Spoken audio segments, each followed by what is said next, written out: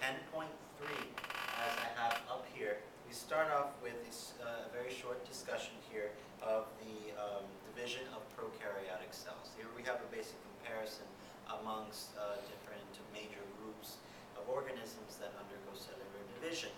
So with the prokaryotes, here we actually have the septation process when we're creating the FTSC protein to undergo septation so that we can have these two separate bacteria. Now, in protists, they also have a very slightly modified version of what we would traditionally consider mitosis. So in neither one of the situations do we have the nuclear envelope actually breaking down to allow for mitosis to occur. So here, as you can see, in some protists, you have literally tubes that allow for the spindle fibers to go through.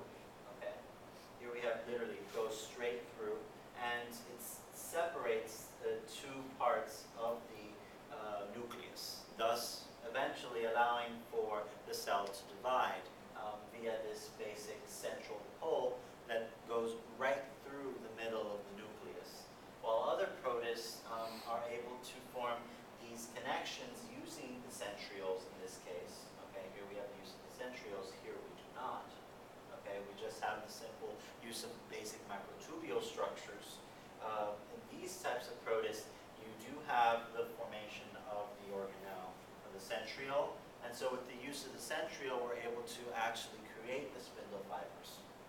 And in this case, very similar to what we're having in these types of protists, is we have these tubes that are able to form, allowing for the spindle fibers to go through, okay?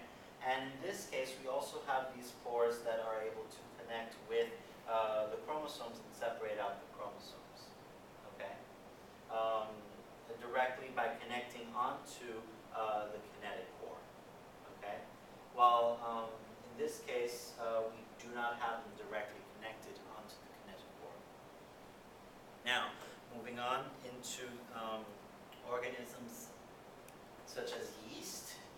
And this is yeast is a fungus. So this is one of the 5 main characteristics of all fungi, and that is nuclear mitosis.